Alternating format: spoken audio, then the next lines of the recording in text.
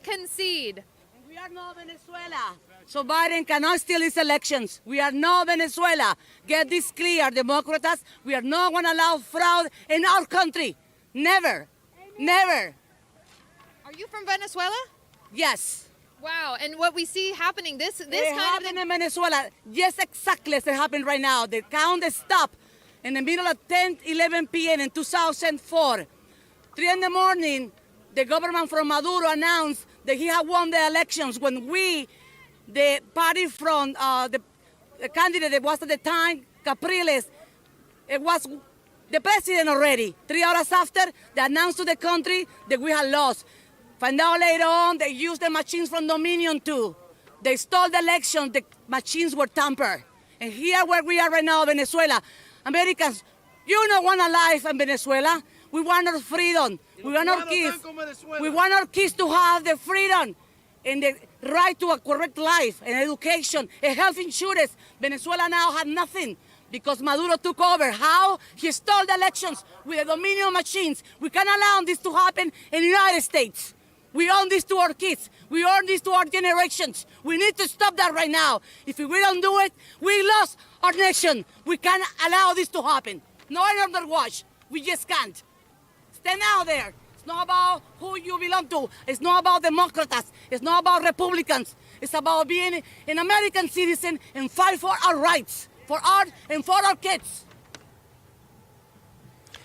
That right there, ladies and gentlemen, is what scares the globalist, neoliberal, neocon establishment to the marrow of their bones. That right there is the thing itself, right? That's raw truth. This is what's so powerful. Jack, you've said this for a while. It's those people, these are the pathfinders in what's enlightening the Great Awakening. This Great Awakening is self-organizing. You know what scared the establishment on Saturday? You didn't need Donald Trump. You didn't need Donald Trump to come down in the beast. The love for Trump, the support for Trump, and the absolute steely resolve is that we're closing on this victory. There's no option. We're not going to say, oh, he was great and helped the House race, or Laura Ingraham he did some fantastic. No.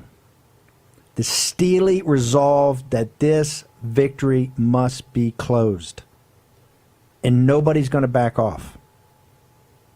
But what's shocked them to the marrow of their bones is that where they see the average person who is a teller of truth, a witness,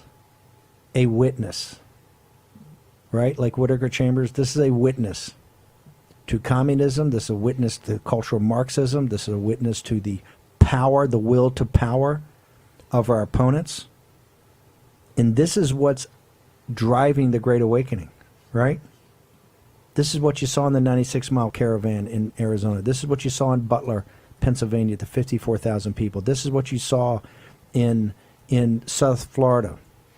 This is why they don't want to talk about the 47% of the Hispanics that are coming out to Trump's cause. This is why from every, the Reagan Revolution was about Eastern Europe, right? There's so many people from Eastern Europe, the captive nations. There's a whole new generation. Lao Beijing, the diaspora of China, the communism in the Caribbean and Cuba and in Latin America. What's happened in sub-Saharan Africa, what's happening in other parts of the world. That's all coming out here. And that's all the underpinnings of this Great Awakening. And they can't stop it. There's no one leader they can go after. It's self-organizing. And it's done in a way that is quite unique, even in American history, because it's steely resolve, and the anger is solidified in something that's positive, and it's building every day. It's very similar to the Great Awakening that we saw in the 1820s, 30s in the United States, where we saw people have a renewed interest in faith and spirituality. And what was the end result of that? The end result was that the average American recognized inside themselves that they could no longer live with the hypocrisy of slavery in the context of our Constitution and in the context of our founding documents.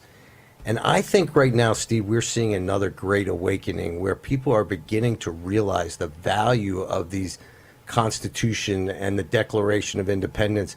Today, everybody is getting a civics lesson in what it means to be a responsible citizen. You hear these veterans over and over again reference the fact that they took an oath to the Constitution. And here we're talking about social media, and we're discussing this, what we declare as a violation of our First Amendment rights. We talk about the election, and we're discussing things like the violation of equal protection enshrined in the 14th Amendment, which came out of the Civil War as an attempt, a second attempt to guarantee the rights of freed African American citizens because they were still being denied in some parts. And it took us 100 years to get ahead of that. But what you're seeing right now is people defending their constitutional rights. And there's something beautiful about that because it enables us to see beyond the situation. Just like this is bigger than Donald Trump, what is happening today is bigger than even our movement.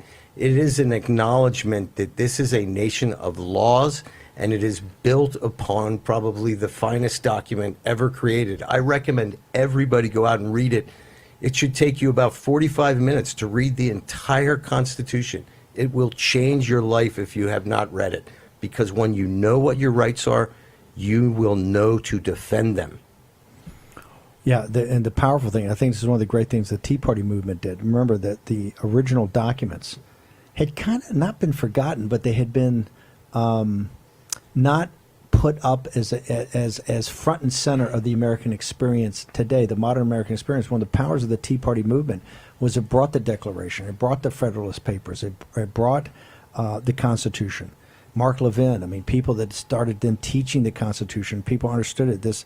And a little bit, that I'm not saying it faded, but it kind of took back, and now you see it come in a second wave where people are very focused on the documents and very focused. One of the great things about doing the shows with the Chinese, is how much they revere these documents. The power of the Declaration, the power of the Constitution. When you see people that have never had freedom before, and this thing about inalienable rights and rights that come from God, that no state actor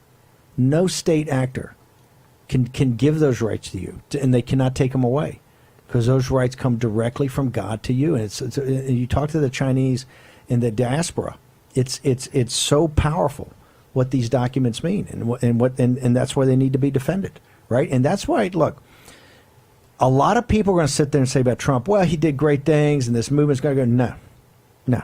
This is about the Constitution directly linked to an individual. That's why we cannot back off. Anything less than a victory where he is inaugurated at noon on the 20th of January 2021 will do irreparable harm to our nation. In fact, you will be able to say we were a constitutional republic beforehand and something else on the other side of it. That's how important this is. You cannot back off. And particularly, we cannot let them steal it the way they're trying to steal it. This is just in your face, a pure power move. I'm pleased, though, to see that all of these people who are out in the streets, I would call them happy warriors, and the fact that so many people were not downtrodden, non desperandum, as we learned from, Patrick Henry.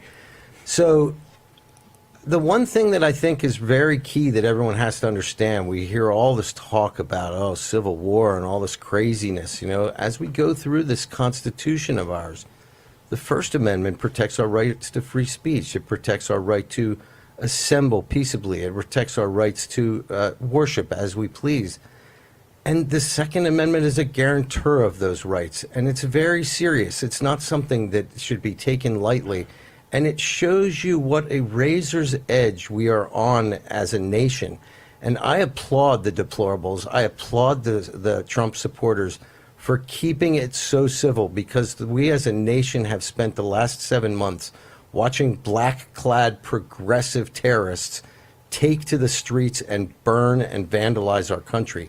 And I thank you, American patriots, for standing your ground, but doing it with grace.